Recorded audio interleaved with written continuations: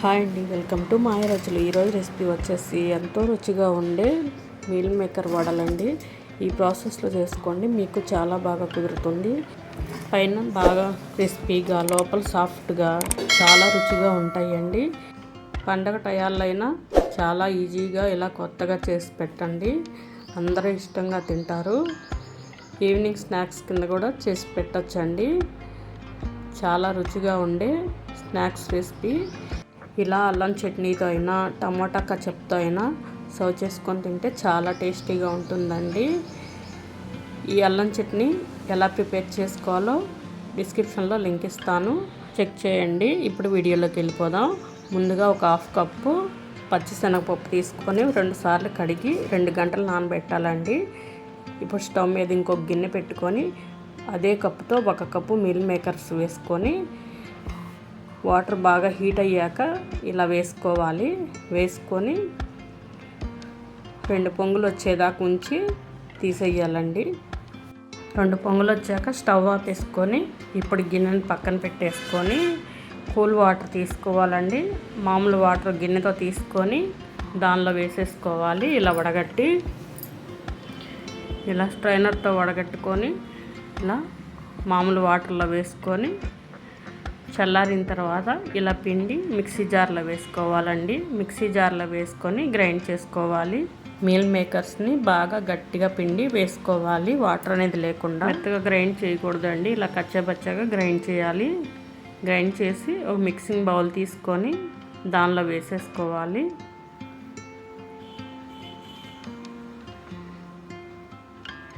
ఇలా మొత్తం వేసాక మళ్ళీ అదే జార్లో మనం ముందుగా నానబెట్టుకున్న పచ్చిశనగపప్పుని వేసుకొని కచ్చాబచ్చాగా గ్రైండ్ చేసుకోవాలండి.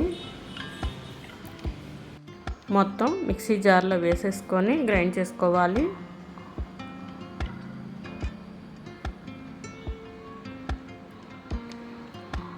మెత్తగా గ్రైండ్ చేయకూడదండి, ఇలా బరకగా గ్రైండ్ చేయాలి. ఇలా గ్రైండ్ చేసుకున్న పిండిని మిక్సింగ్ బౌల్లో వేసేసుకోవడమేనండి.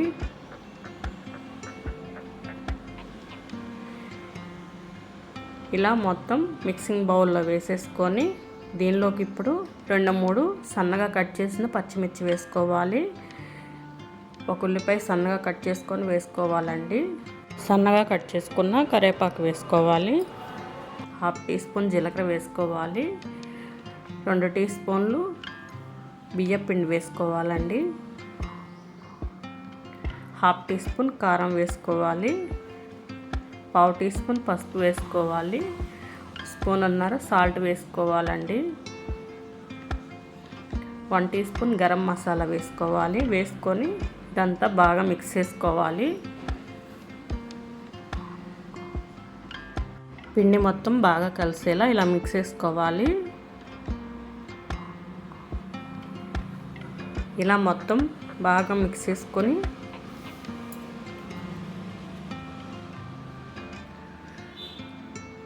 కొంచెం కొంచెం ఇలా పిండి తీసుకొని వడల్లా ఒత్తుకోవాలండి.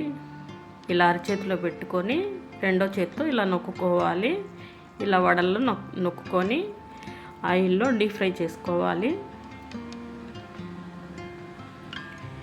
ఇప్పుడు స్టవ్ మీద ఒక కళాయి పెట్టుకొని దీనిలోకి డీప్ ఫ్రైకి సరిపోను ఆయిల్ పోసుకోవాలి.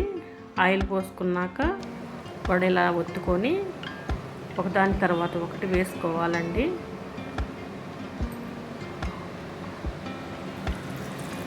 నేను చెప్పినట్టు ఇలా అరచేతిలో పెట్టుకొని ఒత్తుకోండి, చక్కగా వడ అనేది నీట్గా వస్తుంది. ఇలా వడలన్నీ ఒత్తుకొని ఒకదాని తర్వాత ఒకటి ఆయిల్లో వేసుకొని గోల్డెన్ కలర్ వచ్చేదాకా ఫ్రై చేసుకోవాలి.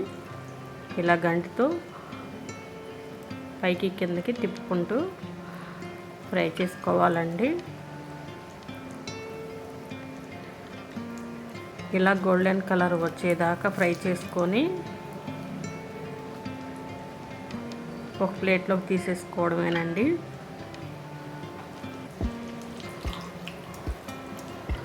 వీడియోలో చూపిస్తున్నట్టు ఇలా గోల్డెన్ కలర్ వచ్చేదాకా ఫ్రై చేసుకొని ప్లేట్లోకి తీసేసుకోండి. వడ అనేది పైన క్రిస్పీగా లోపల సాఫ్ట్గా బాగా ఉడుకుతుంది. ఇలా ప్లేట్లో వేసేసుకొని పక్కన పెట్టేసుకొని రెండోసారి కూడా మిగిలిన పిండిని ఒకదాని తర్వాత ఒకటి వేసుకొని ఫ్రై చేసుకోవాలండి.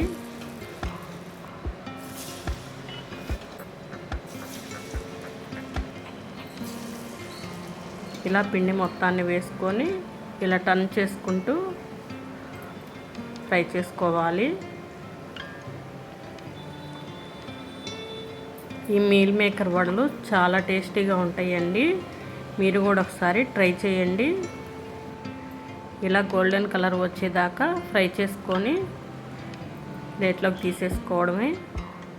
ఈ మీల్ మేకర్ మసాలా వడలు మా ఇంట్లో అందరికీ ఇష్టమండి. మీరు కూడా ట్రై చేయండి. ఎంతో టేస్టీగా ఉండే మీల్ మేకర్ వడలు రెడీ అయిపోయినాయి. మీరు కూడా ఒకసారి ట్రై చేసి మీకు ఎలా వచ్చినాయి కామెంట్లో తెలియజేయండి. మా ఛానల్ని like and share and subscribe చేసుకోండి. మీ ఫ్రెండ్స్కి మీ ఫ్యామిలీ మెంబర్స్కి షేర్ చేయండి. ఈ సోయా మసాలా వడ టమోటా కచప్తో కానీ అల్లం చట్నీతో కానీ తింటే సూపర్గా ఉంటుందండి.